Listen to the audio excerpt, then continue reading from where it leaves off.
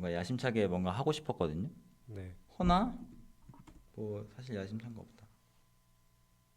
뭐가 야심찬데요? 그런 주제를 잡아버렸습니다. 앞에 이렇게 나오는 뭐 예를 들어서 그 테스트의 목적은 무엇인가, 뭔가 음, 뭐 버그 예방이 될 수가 있고 그 외에 부가적으로 좀 들어오는 것들이 꽤 있잖아요.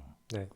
뭐 생산성이 좋아진다는 둥, 뭐 그게 그거 자체로 뭐 문서가 된다는 둥, 뭐 이제 다른 사람한테 여기서 어떤 기능을 하는지 뭐 이런 거 설명도 되고 제약도 네. 설명되고 뭐 그런 거 기타 등등, 또는 막 나아가면 진짜 짜다 테스트를 하다 보니 떠오르는 내 설계에 문제가 있나 이런 걸 돌아볼 수 있잖아요. 이제 네. 그런 기타 목적들에 대해서 좀 얘기를 한다거나 아니면은 그런 커버리지가 이제 또 약간 그런 거죠. 테스트 무용론, 테스트 무용론을 주장하는 사람들의 논거를 이제 하나씩 얘기를 음, 해보면서 음. 뭐 이게 모르겠어요. 이게 같이 의견을 같이 할 때 장점과 달리해야 될 필요도 있잖아요. 마치 그 침둥에서는 들어온 사람 깨끗한 아 그쵸 사람 그쵸 더 공혁준이랑 브라이언이 다 하나씩 있어야지 그치 그치 이야기가 풍성해지지. 그래서 역할을 맡아야 되나 뭐 이런 생각을 잠깐 하긴 했었거든요. 네. 근데 뭔가 그런 걸 하고 싶으면 누구 데려와야 돼. 테스트 무용론자까진 아니어도 뭔가. 입장을 대변할 수 네. 있는. 근데 그렇다고 해서 저널리스트가 막 테스트 신봉자는 아니야. 또 맨날 테스트 해야 됨. 테스트 중요해 이러면서 막상 그죠 그죠. 나의 프로젝트 테스트 없어. 그렇다고 내가 하는 PR에 한해서라도 막 엄청 테스트 잘 짜고 있나? 또 그렇지도 않아. 아 그래요? 저는 제이는 좀 충실하게 짜고 있을 거다라고 그냥 예측하고 있었는데. 좀 열심히 할 때도 있고 이제 음. 좀 마음 틀어지면은 몰라 그냥 해 그럴 때도 있지. 저는 진짜 거의 안 짰어요. 난 몰라. 그런 주제를 생각해 보았습니다. 테스트 대역에 대해서 한번 해야겠다. 이제 그죠. 목이라고 하는 테스트 대역, 테스트 더블이라고 하는 거를 쓰잖아요. 자바 스프링에서는 뭐 대부분 모키토 이런 거 쓰잖아요. 네. 결국에 이제 테스트 대역을 쓰는 이유는 의존성 그래프를 딱 끊고 내가 테스트하고 싶은 클래스만 테스트를 하고 싶어 이런 목적에 의해서 쓰게 되는 건데 한번 도입하면 뭔가 신세계야. 야 이거 그냥 가짜 클래스로 응답도 내가 원하는 대로 제한할 수 있고 다 할 수 있네. 근데 그러다 보면은 여기서도 예시로 말해주지만 그냥 다 쓰고 싶어. 그냥 내가 테스트를 하려는 클래스가 아닌 애들은 다 목으로 만들어. 그러면 자연히 이제 그렇게 되잖아요. 구현에 집중하게 되는 테스트. 결국에 그 테스트 하고자 하는 어떤 클래스 내지는 함수의 인터페이스 기대하는 입력 결과를 테스트하는 게 아니라 막 그냥 이 입력이 들어올 때만 제대로 동작하거나 아니면 이 목 내부에서 이 클래스를 호출해야 돼. 이걸 항상 테스트를 하거나 하는 경우가 많단 말이죠. 그러면은 결국에 그 테스트는 그냥 구현 좀 바뀌면 리팩토링만 해도 깨져. 그러면 막 그럼 테스트로서의 의미가 별로 없잖아요. 여기서도 나온 예시지만 좋은 테스트란 일단 인터페이스가 동일하다는 가정하에 구현 같은 게 이리저리 바뀌어도 원래 의도된 테스트를 통과하면 아, 그 계약은 안전하구나 하고 이제 마음 놓고 넘어갈 수 있도록 해주는 게 테스트인데 구현 바꿀 때마다 테스트 바꾸면 의미가 없잖아요. 그러니까 목을 되게 조심스럽게 써야 된다. 그래서 이 구글 책 여기 뒤에서도 나중에는 무슨 어노테이션 같은 커스텀 어노테이션 같은 거 만들어서 do not 목 해가지고 여기는 절대 목 쓰지 마세요 까지 만들어서 쓰잖아요. 음. 그러니까 그 정도로 목을 쓰려면은 되게 제한된 어떤 용도로 써야 하고 그런 제한된 용도가 무엇이냐 또 뒤에 나오긴 하는데 그러려면은 그 다시 돌아가서 테스트 더블의 어떤 정의와 종류 이런 거부터 좀 알고 시작해야 되지 않나 하는 생각이 들었습니다. 뭐 여기 앞에서 좀 경계하라는 얘기가 네, 나오고 자기네 한번 네, 실패 경험이 있었다. 음, 구글에서 음, 마저도 그 이제 날고 긴다 하시는 분들인데도 뭔가 뭐 이런 테스트 대역을 썼을 때 좀 뒤었던 경험이 있었다 하면서 뭔가 음, 경계하라는 얘기가 나와서 저도 어느 정도는 이해했습니다. 근데 그런 생각이 있어요. 그 구현을 테스트한다는 게 그런 우리 아까 어떤 상호작용, 여기서 말하는 상호작용 테스트를 하지 말아라, 이거는 저도 오케이 했거든요. 네, 근데 그 구현이라고 하니까 살짝 경계가 애매한 것 같긴 해요. 뭔가 우리가 그 어떠한 보통은 이제 자바에서는 메서드를 많이 테스트를 하잖아요. 그러면 이제 네, 그 메서드의 구현을 뭐 내부적으로 뭐 회원 가입을 했으니까 음, 뭐 환영 메시지를 보낸다 뭐 이런 네, 게 구현인가? 그냥 어떤 여기서 말하는 구현은 막 이제 좀 세세하게 내 기능이 진짜 동작해 막 이런 걸 검사하지 말고 그냥 우리의 비즈니스를 검사해라 약간 이런 뉘앙스잖아요. 말이 좀 아다르고 어다른 것 뭐 같긴 한데. 넓게 보면 그렇게 말할 수 있긴 하죠. 예. 그래서 그게 좀 애매한 생각이 있었어요. 그냥 이제 체감적으로는 알겠어. 뭐 어떻게 해야 돼, 뭘 경계해야 될지는 알겠어. 근데 설명하기 좀 어렵다. 이런 생각이 들었습니다. 그러니까 실제 테스트 케이스 실전으로 가면 너무나 다양한 상황들이 있고 미묘하잖아요. 그래서 제가 얘기하려고 가져온 다른 블로그 글도 있는데 통합 테스트니 유닛 테스트니 구분을 하는 게 경계가 되게 모호해요. 이거는 유닛 테스트니까 절대 이 클래스만 테스트해야 돼. 그럼 나머지를 다 모킹할 수밖에 없잖아요. 아니면 그냥 인터페이스에만 놔두고 뭐 별도의 페이커 클래스나 이런 걸 만들어야 되고 뭐 넓게 보면 목이죠.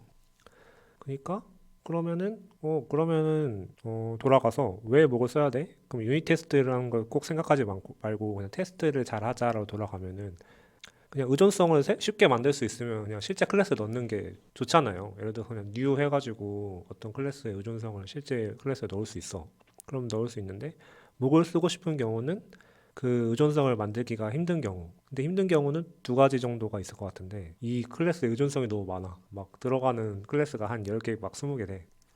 근데 사실 그런 경우에는 좀 안 좋은 신호긴 하죠. 야, 이 모킹이 힘든 게 아니고 네가 가진 클래스가 너무 많은 의존성을 가지고 있다. 그런 거로 이 클래스는 너무 많은 일을 하고 있을 가능성이 농후하다라고 볼 수 있고 후자는 이제 진짜로 실제 의존성을 넣기가 어려운 것들.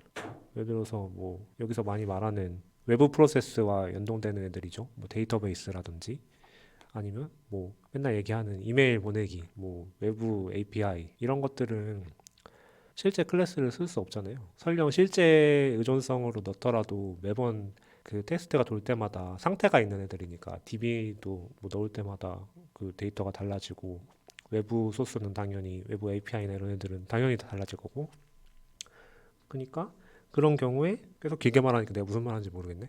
아무튼 좀 제한을 어쨌든 정리하면 제한을 해야 된다. 그러니까 후자의 경우에는 그러니까 특정한 경우에 한해서 목을 무조건 뭐 쓰지 말라는 게 아니라 여기서 말한 것처럼 진짜 외부 프로세스, 진짜 상호작용을 테스트해야 하는 경우 한해서 테스트하고 구현을 테스트하지 말라는 거는 사실 말씀하신 것처럼 개별 케이스로 보면은 어렵잖아요. 그래서 이게 구현을 테스트하는 거야 아니야? 애매하긴 한데 그럴수록 아까 말했던 것처럼 다시 돌아가서 그럼 애매하면은 뭔가 너의 인터페이스가 애매한 게 아닐까? 너가 막 작성한 클래스나 메서드가 상호작용도 있고 데이터 변경도 하고 이러기 때문이 아닐까라고 저는 좀 생각하기는 해요. 예, 그렇습니다. 네. 맞는 말씀이라 생각합니다. 이게 경계 시그널로 쓰는 게 딱 좋긴 한데 그런 게 네. 불편하잖아요. 뭔가 이상하면 음. 꼭 테스트를 테스트 하는 것 자체가 목적은 아니니까 이제 자기 좀 코드도 좀 다시 보고 하면 좋죠. 이제 근데 말씀하신 대로 좀 러프한 가이드를 해서 하면 더 좋을 것 같긴 해요. 이 테스트가 어려워요.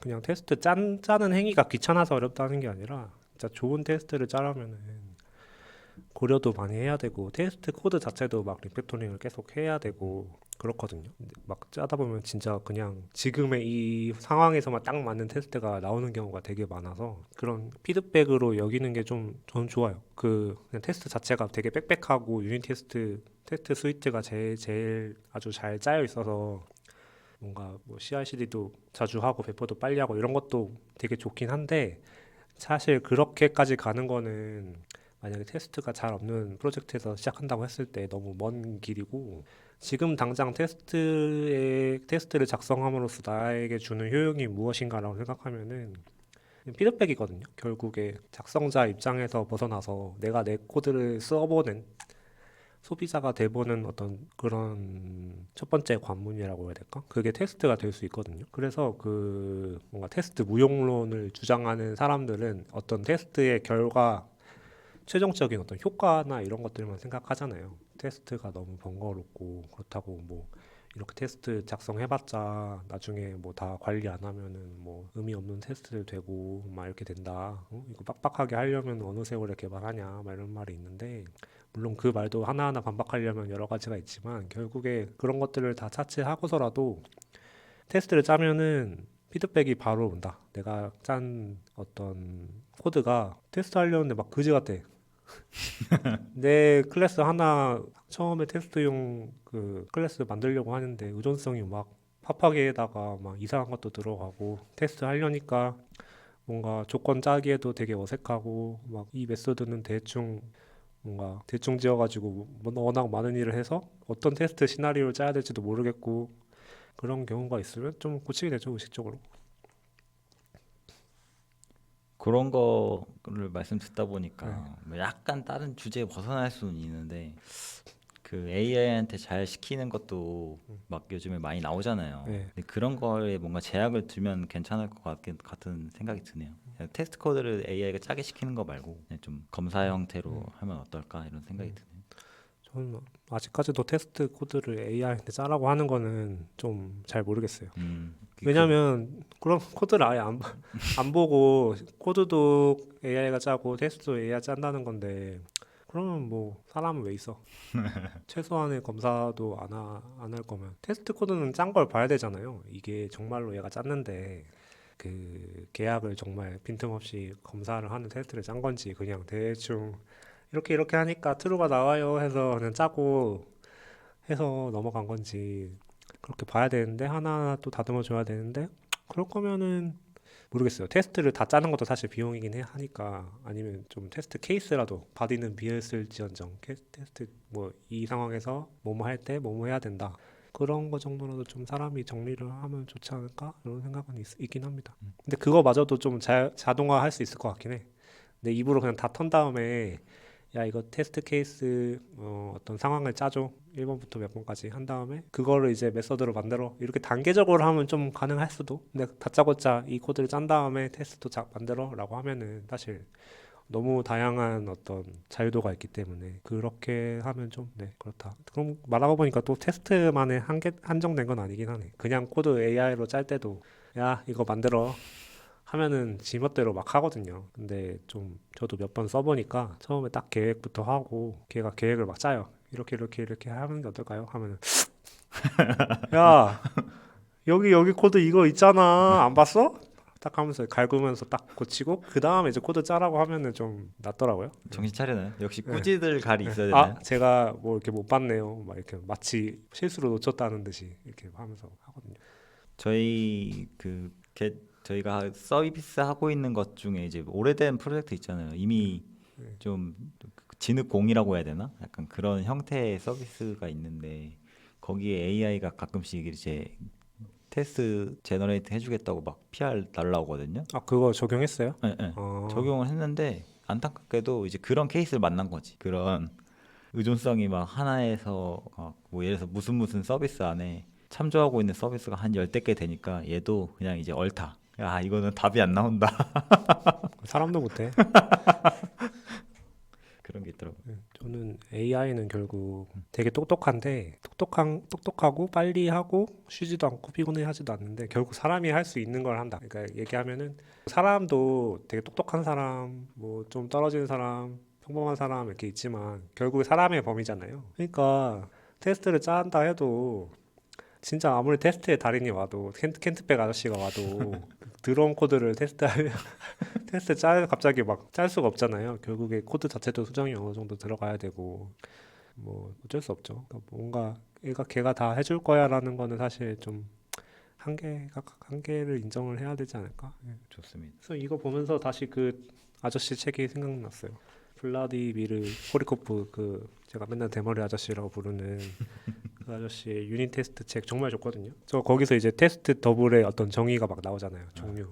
스톱. 야, 너 목이라고 하지 마. 테스트 더블이고 목은 그 종류 중에 하나야. 목은 모키또 이름이 목이라서 그냥 사람들이 목이라고 부르는 거고 뭐 스톱, 페이크, 스파이, 뭐 목, 진짜 목.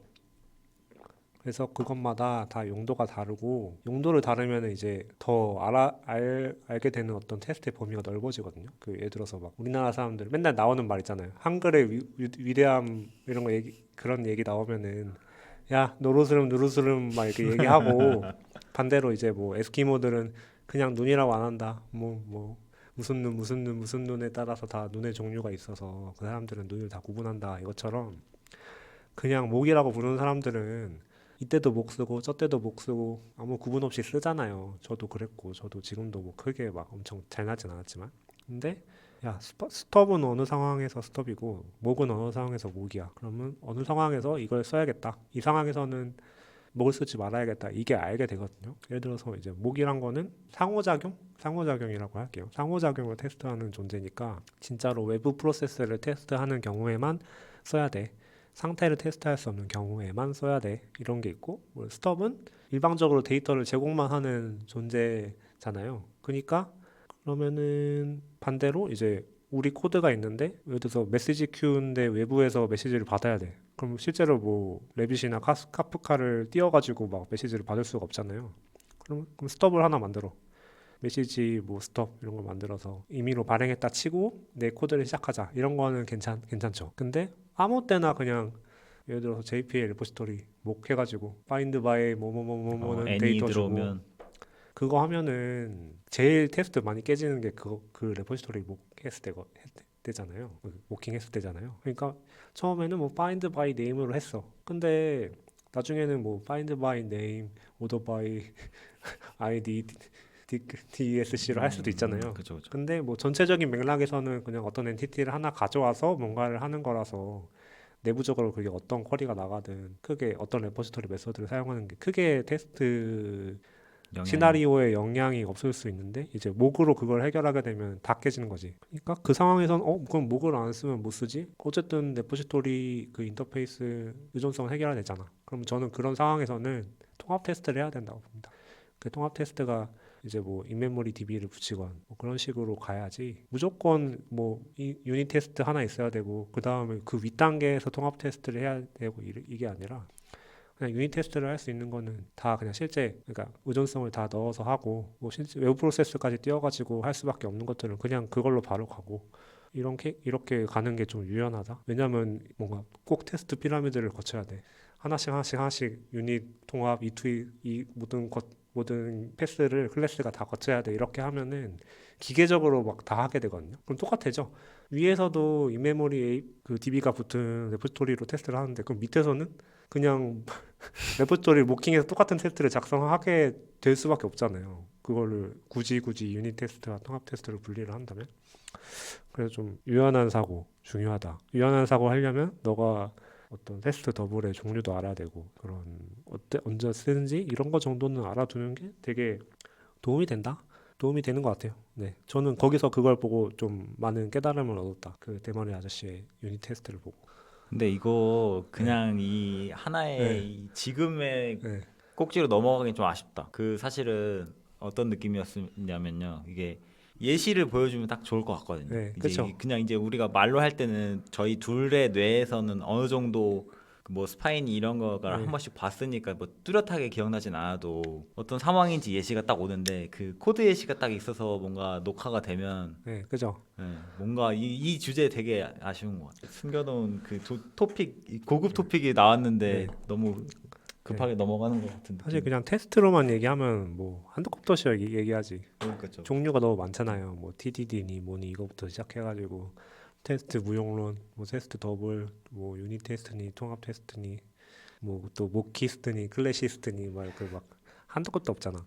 근데 할 얘기가 많긴 해. 테스트 무용론. 테스트 무용론 어디요? 제가 무용론 알아봤거든요. 무용론 알아왔다고요? 네. 그러니까 자기가 현실에서 배운 무용론 정리해 주시나요? 현실에서는 이제 님 왜 그걸 싫어요? 이렇게 말 못하니까 네. 그렇게 얘기는 안 하고 이제 GPT한테 쓱 물어봤는데 이제 테스트 무용론을 주장하는 사람들의 논거가 뭐냐 이제 뭐 그걸 보면서 다시 저도 생각해 볼 수 있잖아요. 왜냐면 그거를 뭐 무용론을 주장하는 사람들은 정말 다 못된 사람들이야 또는 뭐 다 반박할 거리가 한 트럭 있으니까 뭐 저건 쓰레기야 이러지 않잖아요. 실제로도 GPT도 그런 얘기 하더라고요. 민첩한 개발이 필요한 어떤 스타트업 같은 데에서는 뭐 일부 생략할 수 있다. 마치 제이가 말씀하신 실용적인 테스트로 간다고 하면은 굳이 그 테스트 피라미드 필요 없다라고 하신 것처럼 뭔가 그런 예외되는 케이스가 있긴 하다 하면서 이제 리스트를 나열을 해줬거든요. 음, 그런 것들을 한번 보면 좋을 것 같아요. 그래서 첫 번째 개발 속도가 저하된다론이 있거든요.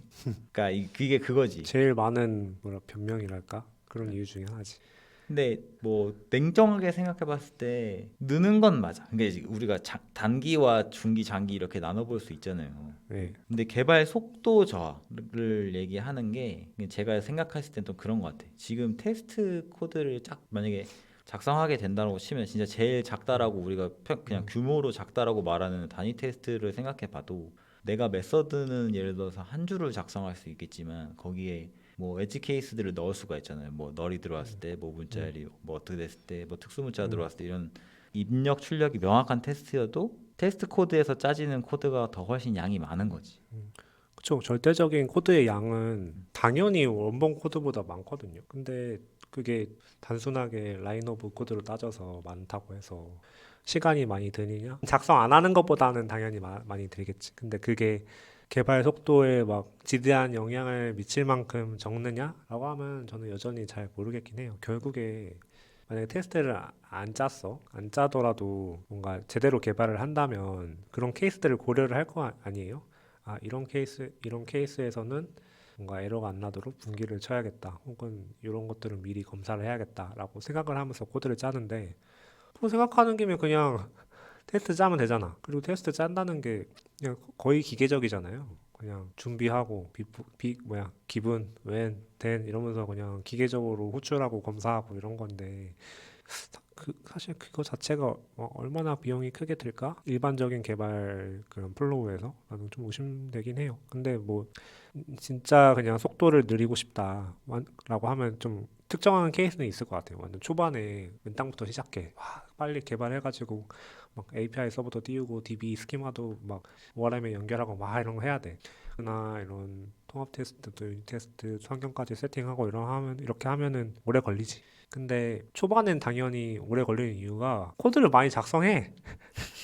그렇죠? ORM도 연결하고 API 웹서버도 띄우고 막 비즈니스 로직도 작성하고 그거를 막 한 번에 쭈루룩 하는데 당연히 테스트도 작성할 게 많으니까 초반에는 조금 그게 속도를 줄이는 원인이 어느 정도 그러한 특정한 상황에서는 될 수 있다고는 보는데 어느 정도 안정화됐어. 이제 일반적인 개발 플로우는 피처 추가나 뭐 버그 수정이나 뭐 리팩토링 이 정도야. 그러면은 뭐 티켓 하나 따는데 얼마나 뭐 테스트를 많이 추가하고 변경하겠어요. 제대로 된 테스트가 있다면. 근데 그럼에도 불구하고 테스트를 막 엄청 많이 작성하거나 바꿔. 그러면 그건 테스트가 문제가 아니라 아까도 말했지만 너가 구현 한번 바꾸면 다 갈아치워야 되는 이상한 테스트와 이상한 그 클래스 설계를 했기 때문에 그런 것이 아닐까?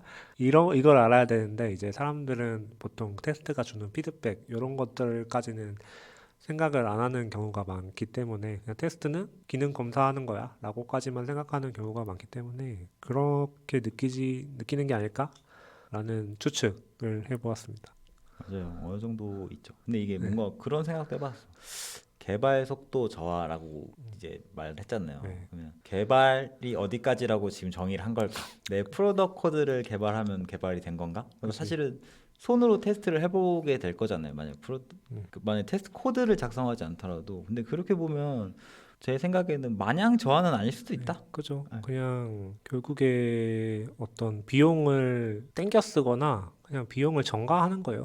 결과적으로. 왜냐하면 테스트 코드 제대로 짜두면은 그냥 나만 이때 짧으면 10분, 길면 뭐 1시간 테스트 작성해두면 평생 울고먹으면서 쓸 수 있는 건데 그냥 내가 그냥 그거 하기 싫어서 넘기면은 매번 배포하고 매번 기능 바꿀 때마다 뭐 기획이나 QA한테 테스트를 넘기거나 아니면 그걸 그냥 아예 안 해서 나중에 뭔가 장애나 이런 걸 발생시키거나 뭐 결국 뭐 미래에 전가하든 다른 사람에게 전가하건 그런 거거든요. 나만 티켓 빨리 쳐냈다고 사실 그게 끝이 아니잖아요. 그렇죠. 네. 뭔가 제가 하고 싶었던 그런 포인트도 뭔가 그런 반박 포인트를 좀 잡아봤어요. 그래서 이게 말씀 중에 뭔가 비용 이런 말씀을 하셨는데 놀랍게도 두 번째 그 무용론의 논거 중에 하나가 비용과 생산성입니다. 이게 애플리케이션이 변경될 때 뭔가 같이 변경되고 이러는 게 있으니까 음, 이게 뭐 같이 변경됐을 때 문제야라고 뭐 지적할 수도 있겠지만 어쨌든 그런 논거가 있더라고요. 비용과 이제 생산성. 이제 그 테스트를 작성하고 뭐 준비하고 이런데 당연히 내 리소스가 아예 안 들어가는 건 아니니까 비용이 음, 들어가고 이제 뭔가 생산성 이거는 뭘 얘기하고 싶었는지 모르겠는데 뭐 추측건데 그런 거 아닐까요? 내가 빨리 하고 다음 거 할 수 있는데 이거에 뭐 매몰돼 있다 뭐 이런 거 아닐까요? 그렇죠. 다음 꼭지는 뭔가요? 다음? 네, 다음 논거 이제 실효성. 왜냐면은 이 실효성은 엣지 케이스나 운영 환경 시뮬레이션이 불가능하다는 거예요. 야, 이 상황은 검증 못 하잖아. 음. 이런 제한된 상황만 테스트할 수 있잖아. 하지 마. 그런 다 맞아요. 100% 모든 1부터 100까지 모든 상황을 이 테스트로 검증할 수 없어? 왜 해? 하지 마. 그러니까요. 라고 말하시는 거를 GPT가 어디서 들었다? 그쵸. GPT가 들었다. 그렇죠. 사실 그러면 그냥 긍정적으로 생각하면은 모든 100가지 케이스가 있으면은 90을 찾았네. 그걸로 충분히 의미가 있는 게 아닌가. 맞아요, 맞아요. 오히려 그렇게 생각하는 해야 되는 것이 아닌가. 사실 뭐 테스트 피라미드에서 막 엔드 투 엔드 이렇게까지 해도 검증 못하는 상황이 있거든요. 결국에 내 손을 벗어난 그런 상황들, 다른 서비스들과의 상호작용, 뭐 심지어 어떤 장애 상황까지 테스트를 해야 될 수 있잖아요. 그런 것들은 테스트 코드로 다 예상을 하기가 좀 어렵죠. 비결정적인 어떤 테스트들이니까. 비용도 되게 높을 것이고 만약에 테스트를 한다고 하더라도. 그렇죠. 네. 맞아요. 그래서 그런 긍정적인 면을 좀 바라보고 좀 해볼 만한데 그런 이제 아무래도 무용론을 주장하시다 보니까 이제 그런 거에 명제를 좀 생각하는 것 같아요. 뭔가 이게 테스트 보통 이게 뭐 손으로 하는 게 아니라 자동화를 얘기하잖아요. 그러니까 그게 기저에 깔려 있잖아요. 자동화된 테스트를 함으로써 우리가 테스트를 했네? 그러면은 개런티해. 약간 요렇게 생각하잖아요. 이 서비스는 완벽해. 배포 나가도 돼. 약간 음. 이런 어떤 신호 이런 걸로 좀 생각을 하시는 경향이 있어서 그럼 너 진짜 이거 프로덕션 나가면 장애 안 생겨? 이런 논리로 진짜 뭐 흑백 뭐 영아니면 약간 이런 생각으로 뭔가 실효성 이런 게 무용론 주장하는 논거 중에 하나로 나온 것 같아요. 사실 모든 건 다 점진적이거든요. 뭔가 효과도 0에서 바로 100이 되는 게 아니고 0에서 이제 1, 2, 3, 4 하면서 점점 올라가는 거고 결국 또 100은 안 되거든요. 테스트를 아무리 잘 짜도 한 뭐 97, 98 그 정도 되겠죠. 결국에 나머지는 어떤 미확정의 영역으로 남아 있는 것이고 그런 것들을 줄이기 위해서 이제 뭐 QA를 하건 아니면 뭐 여러 가지 노력을 하건 그렇게 하는 건데 좀 그런 흑백 논리로 나오면 좀 아쉽지. 맞아요. 결국에 그냥 제가 그냥 생각하는 거는 어떤 맛을 안 봤어. 그리고 제대로 안 해봤는데 그냥 어떤 단편적인 것만 해보고 뭔가 한계에 부딪혔겠죠. 거기서 한 번 더 찾아봐야 되는데 사실은 테스트가 그렇게 좋아? 한번 해봐. 근데 좀 다 막히잖아요. 결국 테스트를 한다는 것 자체만 머리에 두고 시작을 하면은 여러 가지 그냥 벽에 부딪히거든요. 뭐 대표적으로 아까 말했던 막 목을 너무 적극적으로 썼어. 그랬더니 이제 목을 너무 많이 사용한 테스트들이 나중에는 다 깨져. 그럼 이거 하나씩 막 고치면서 모킹 코드 막 메서드 바꾸고 막 스토핑 하는 거 다 바꿔가면서 짜증 났겠죠? 그럼 다 지워. 이게 아니라 그러면 사실 다 다르게 생각을 해야 되거든요. 아, 내가 테스트를 잘못 짰나? 그럼 테스트를 잘 짜는 방법이 무엇이 있을까? 하면서 좀 다른 자료들도 찾아보고 이런 방식으로 가야 되는데 조금 아쉽긴 하죠. 맞아요. 너무 그 테스트를 초반이라고 하기엔 좀 너무 옛날 일이긴 하지만 그런 중요성을 설파했던 그런 주요 서적들이 지금은 많은데 옛날 책들 보면 몇 개 없잖아요. 사실 TDD나 뭐 기타 애자일 관련 책들 그것도 완전히 테스트 중심 그런 건 아니죠. 그러니까 결국 막 그 TDD라는 책이 너무나 큰 영향력으로 시작을 했는데 거기선 좀 너무 이렇게 본격적으로 가잖아요. 그렇죠. 야, 이 테스트 사이클, TDD 사이클 지켜야 돼. 뭐 해야 되고 뭐 그거는 이제 테스트를 해야 돼가 예, 아니라 예, 진짜 테스트가 드리븐 해야 돼 예, 이런 예, 식으로 예. 설명이 되니까. 그러면서 뭐 테스트 하면은 다 초록불 들어오고 뭐 해야 돼 하는데 뭔가 더 구체적인 실천법이나 이런 막 어느 상황에서 뭐 테스트 더블을 쓰고 아니면 뭐 유닛 테스트는 어떻고 통합 테스트는 어떻고 사실 좀 모호하거든요. 구체적인 사례를 보야 사람들이 또 바로 이해를 하는데 그런 게 없으니까 좀 야, 테스트 알아서 했더니 맨날 깨지고 귀찮고 회기 테스트의 역할도 제대로 못하고 귀찮기만 하네? 없애? 라고 하는 것도 의견 이해가 아주 안 가는 건 아니에요. 근데 요즘은 사실 그런 거에 대한 자료도 너무 많고 테스트에 대한 어떤 중요성을 뭐 깨달았다고 해야 되나? 좀 한번 먹어본 사람들이 많으니까 찾아볼 수 있는 자료들이 워낙 많아서 요즘은 좀 잘 해볼 수 있는 토양이 많이 있다. 테스트 도구들도 요즘 너무 좋잖아요. 저는 그 네. 얘기를 좀 해보고 도구가 너무 싶었어. 좋아 요즘은. 딸깍하면은 뭐 인프라나 이런 데서도 다 해주고 그냥 JUnit 자체도 되게 좋아졌고 옛날에 비해서.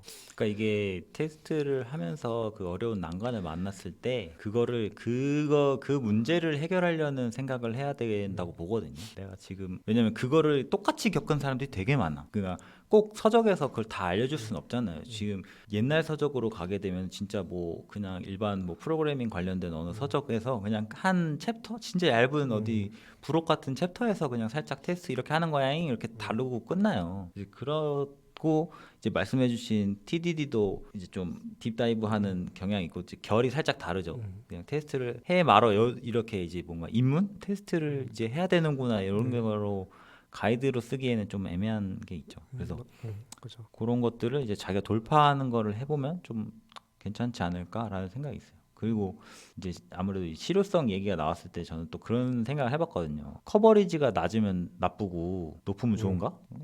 커버리지 100%면 뭐 신인가? 또는 20%면 쓰레기야? 버려야 돼? 다시 그냥 지우는 게 맞나? 뭔가 이런 논제로 이게 주제로 좀 얘기를 해볼까 했었어요. 커버리지 얘기만 좀 하자면 사실 커버리지는 적당한 게 좋죠. 그 수학 체감의 법칙이 있잖아요.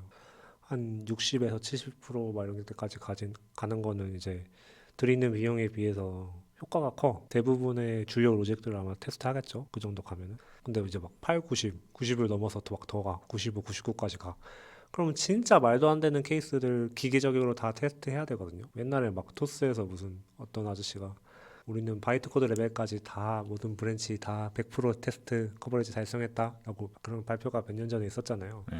진짜 대단하긴 한데 그걸 하기 위해서 얼마나 큰 비용을 치렀을까? 이게 진짜 그거죠. 아까 말했던 테스트를 하는 것 자체가 뭔가 시간이 오래 걸리고 비용이 많이 걸리는 게 아니라 어느 정도 적절한 테스트를 넘어서 뭔가 자기 만족에 가까운 그쵸. 어떤 차력쇼에 가까운 그런 테스트까지 가는 것이 좀 그건 좀 그렇게까지 좋게 보이진 않다. 물론 그런 거 자체도 대단하긴 하죠. 뭔가 JVM 내부 구조까지 알고 그런 것까지를 이제 해결을 하는 게 대단하기는 한데 이제 일반적으로 결국에 업무라는 관점 우리가 결국에 어떤 이상적인 뭐 그런 걸 하려고 하는 게 아니잖아요. 비즈니스를 빨리 전달하고 안전하게 전달하고 비용을 별로 들이지 않고 이 소프트웨어가 안전함을 보장하고 이러기 위해서 테스트를 하는 건데 너무 그런 건 좀 그렇고 적당한 선을 좀 해야 되지 않을까요? 그래야지 그리고 테스트를 안 하던 사람도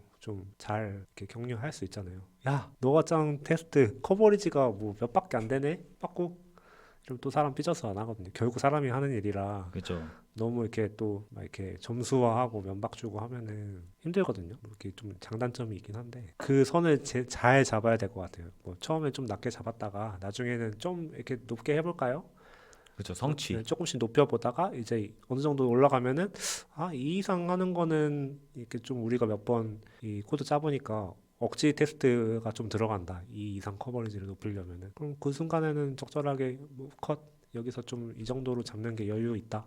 그럼 어느 때는 조금 내려가고 어느 때는 조금 높아지겠죠. 이제 그 정도는 그냥 허용선으로 가자 하고 합의를 하고 갈 수 있는 거고 좀 그 팀이나 프로젝트 상황에 따라서 적절히 맞추는 게 좋아 보여요. 근데 이런 건 사실 테스트뿐만 아니라 모든 어떤 새로운 도구나 문화 도입할 때 다 해야 되는 것 같긴 해요. 갑자기 테스트 좋아, 뭐 이거 좋아 하면 무조건 이거 다 도입해야 돼라고 하면 또 반감이 크잖아요. 그쵸. 좀 허들을 낮췄다가 이 맛을 좀 보게 해야 되지 않나. 맞아. 테스트 하면 기분 좋은데 사실 내가 코드 짜고 테스트 돌렸는데 이제 확 돌면서 쾌감을 한번 느끼면은 심지어 그 뒤에는 테스트 짜는 게 조금 어렵고 버겁더라도 그런 장점이나 좋은 점을 한번 느끼고 나면은 그게 쉬워진다고 저는 생각하는데 그 한 번 허들이 넘기가 조금 어려운 것 같아요. 결국에 좀 뭔가 체험을 해봐야 돼요. 제가 저번에도 말했지만 해병대? 테스트 해병대까지는 아니더라도 테스트 캠프 다녀와야 돼.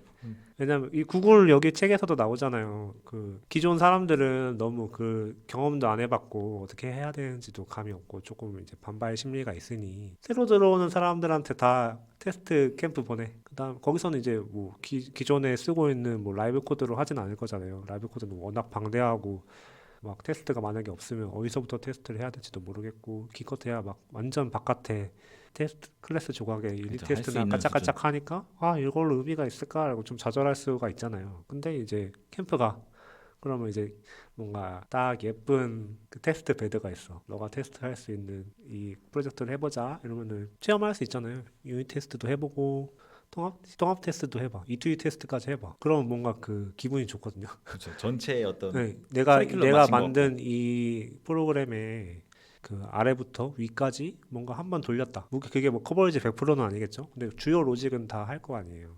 아, 이렇게 하면은 이런 한번 사이클로 가면은 테스트가 의미가 있겠구나라는 체험을 딱 가지고 가면은 현업에서 당장 그거를 갑자기 막 E2E까지는 가기 힘들겠지만 이제부터 하자. 이제부터 딱 하나씩 이제 조금씩 하다 보면은 할 수 있겠네라는 걸 이제 향해서 쭉쭉쭉 가면 되는데 그 경험의 사이클이 한 번 안 도니까 좀 어려운 것 같아요. 그래서 저는 비단 뭐 신입 개발자나 뭐 그런 사람한테만 하는 게 아니라 이런 좀 의미 있는 교육들은 다 들어야 된다고 봐요. 오히려 이런 걸 강제해야지. 뭐 테스트 커버리지를 올리니 뭐니 뭐 이런 걸 강제하는 게 아니고 너 한번 갔다 와.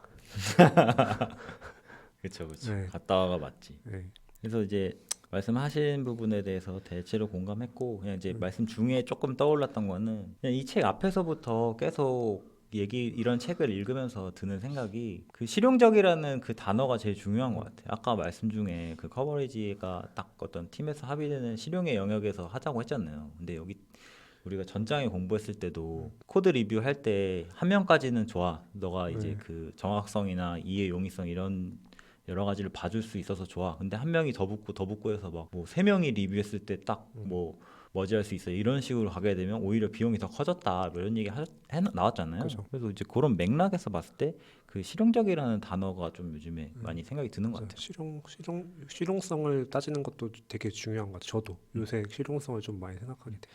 뭔가 이런 이론 같은 걸 많이 배우다 보면은 갑자기 이상론에 취하잖아요. 이렇게 해야 되는데 이따구로 하고 있네. 뭐 이렇게 하면서 취하기도 하고 이 실용론으로 안 가면은 결국에 어떤 규칙에 매몰되게 돼. 규칙이나 룰에 매몰되게 돼. 규칙이나 룰이 주는 어떤 간편함과 강력함도 있는데 그거를 막 모든 것에 적용하게 되면 좀 힘든 것 같아. 힘든 것 같아. 예를 들어서 뭐 PR이 중요해. 그러면 막 갑자기 막 내가 같이 하는 프로젝트 원한테 다 PR 리뷰를 걸어. 리뷰해주세요. 그러면 왠지 다 초록색 어프로브 눌러줘야지만 뭐지를 할 수 있을 것 같잖아요. 왠지 이 사람의 리뷰는 다 안 받고 넘어가면은 내가 그 사람 무시하는 그렇죠, 것 그렇죠. 같은 뭔가 걱정도 들고. 근데 사실 그냥 진짜 여러 가지 상황에서 생각을 해보면은 그 사람 휴가 갔을 때는 뭐 머지 안 할 거야? 그렇죠. 그렇게 생각하면 예, 그냥 예. 해야지. 결국에 리뷰가 뭐야? 내가 쓴 코드를 제3자한테 확인을 받는 거잖아요, 최소한. 그러니까 결국은 뭐 한 사람 이상, 뭐 내지는 뭐 더 많으면 둘, 아니면 뭐 그때그때 달리 유연하게 하면 되는데 PR은 모두가 봐줘야 되는 거야라고 이 뭔가 솔루션만 들고 가게 되면은 되게 경직되게 되는 거죠. 근데 그런 룰을 유연하게 가져가는 거를 되게 불편해하는 사람도 가끔 있어요. 야, 우리 이렇게 하기로 했잖아. 왜 이럴 땐 이렇게 하고 저럴 땐 저렇게 해? 하면은 이게 그럼 좀 그거 설득하기도 네, 쉽지 그걸 않겠는데? 설득해야 돼. 그러니까 사실 그냥 큰 그림으로 봐야 되거든요. 이것을 하는 진짜 목적이 뭐야? 왜 하는 거야, 우리가? 결국에 아까 말했듯이 PR은 코드를 누가 제3자가 봐주는 게 한 번 봐주는 것 자체가 큰 의미가 있어서 하는 거야. 사실 그 코드가 완전히 안전한지 안 한지는 테스트로 봐야 되잖아요. 그 뭐 한 세네 명 아니면 다섯 명, 100명이 달라붙어서 PR 해준다고 버그 완벽하게 잡을 수 있는 거 아니잖아요. 효과도 점점 떨어지고 한 명이 봐줄 때는 한 50의 효과가 있다고 했을 때 10명이 본다고 해서 막 500의 효과가 있는 건 아니잖아요. 한 80, 90의 효과가 있겠죠. 그러니까 유연하게 가야 되는데 뭐 PR도 그렇고 뭐 예를 들어서 커버리지를 잡았어. 커버리지 뭐 우리 이제 한 60, 70으로 잡자 했는데 어떤 PR은 뭐 웬만한 거 다 테스트를 했는데 커버리지가 막 한 50이 나왔어요. 그러면 갑자기 야, 우리 60 하기로 60 하기로 했잖아. 했잖아. 왜 이렇게 해? 그러면 그 테스트 브랜치가 못 잡은 걸 보니까 막 진짜 막 억지 테스트야. 막 보지도 않는 게터를 테스트해야 돼. 음. 아주 그 자명한 그런 케이스들을 테스트해야 돼. 그러면 그냥 그 어떤 규칙만을 위해서 그런 원래 의도가 되게 희석이 되는 거죠. 그래서 뭔가 도입할 때 그런 배경도 되게 다 설득을 하고 이해를 시켜야 그런 일이 좀 벌어지지 않는데 뭔가를 도입하고 싶은 사람의 입장에서는 그게 좀 귀찮긴 해요. 설득하고 뭔가 이런. 그냥 그런 걸 규칙으로 딱 먼저 풀고 싶어 하는데 좀 어려운 문제인 것 같아요. 저도 그냥 내가 테스트 도입하고 싶어 했을 때 그냥 커버리지 걸고 떨어지면은 안 돼. 그냥 X 걸어버리고 싶잖아요. 그 CI 과정에서 실패, 페일 띄우고 싶은데 그게 뭔가 쉬운 길이긴 한데 여러 가지 과거 제 시도를 돌아봤을 때 쉽지 않다. 그것도 결국에 내 비용을 잠깐 아낀 거지. 결국에 내가 원래 원하던 그런 테스트 문화 자리 잡기 혹은 뭐 여러 가지 문화 자리 잡기의 목적에 부합하는 행위는 아니었던 것 같아. 그래서 뭔가 그런 거는 좀 이제 어쩔 수 없이 커뮤니케이션 좀 음, 많이 해야 될 필요가 있을 것 같아요. 이제 처음부터 어느 정도 컨센이 맞춰져 네, 있는 사람이랑 하는 것도 네, 좋긴 한데 네, 필수 불가결이라고 해야 될까? 어쨌든 네, 간 다른 사람이 또 들어올 수도 있고 네, 뭐 이제 그러다 보니까 다른 의견이 또 있을 수가 있고 하다 보면서 음, 사실 그런 의견이 생기면 또 적당하게 유연하게 규칙을 조정할 수도 있는 방법이고 음, 뭔가 규칙을 새로 정할 수도 있고 뭔가 이렇게 대처가 돼야 된다고 음, 보거든요. 근데 이제 뭔가 그 말씀 중에서 약간 그런 생각이 났어요. 저희 뭐 의도를 그렇게 말씀하신 건 아니지만 그 코드 리뷰가 네, 확인하는 자리는 아니잖아요. 네, 여기서는 이 아저씨는 구글 네, 아저씨들은 배움의 터다 약간 네, 이렇게 네, 생각하셨지만 물론 역할은 있죠. PR을 코드 리뷰의 역할이 역할 중에 하나긴 하죠. 이제 뭔가 우리의 뭐 도메인적인 지식을 모르는 사람이 갑자기 이상한 걸 짜올 수도 있는 경우가 음, 또 있으니까 뭐 음, 그걸 확인이라고 할 수 음, 있죠. 그래서